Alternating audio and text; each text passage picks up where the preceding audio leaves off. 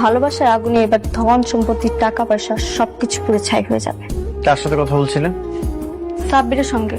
সাব্বিরের সাথে আলাদা তো কিসের কথা? আলাদা কিছুই না, ও আমার বন্ধু, ওর সাথে তো কথা হতেই পারে তাই না? শুধু বন্ধুই যেন থাকে। থাকবে। আমি তোমার মতো একজনকে রেখে আরেকজনের কাছে কখনোই যাব না। আমি চাই আমাকে প্রজেক্ট গুলো আপনি করেন। আমি ম্যানেজার আঙ্কেলের সব বলছি, উনি মনে হয় পেপারস রেডি করতেছে, এরপর থেকে কাজগুলো আপনি করবেন। রাতুল সাহেবের এগ্রিমেন্ট গুলো ক্যান্সেল করে আমরা অনেক সাহেবকে যে কাজগুলো দিয়েছি আর তার পেপারস। তাহলে আজ আমি আসি। সাবধানে যায়েন। তুমি এখন থেকে সাবধানে থেকো, রাতুল তোমার ক্ষতি করার চেষ্টা করবে।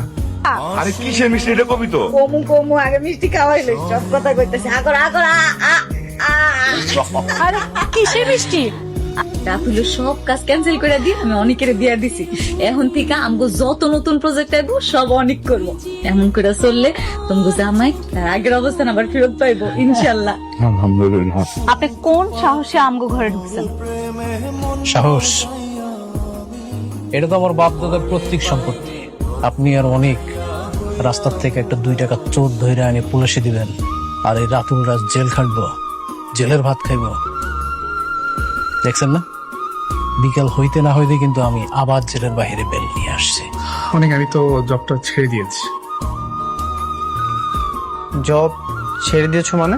হ্যাঁ, আমি জবটা করছি না। চাকরি ছেড়ে দাও, কোনো সমস্যা নেই, তবে 2 দিন পরে চলতে পারবে তো? অনেক যদি কপালে তাই লেখা থাকে তাহলে তাই হবে। সাব্বিরকে তুমি মূর্খ ভাবো তাই না? সাব্বির কেন জব ছেড়েছে তা তুমি সময় হলেই বুঝতে পারবে। Ladies and gentleman, silent please. Good afternoon সবাইকে।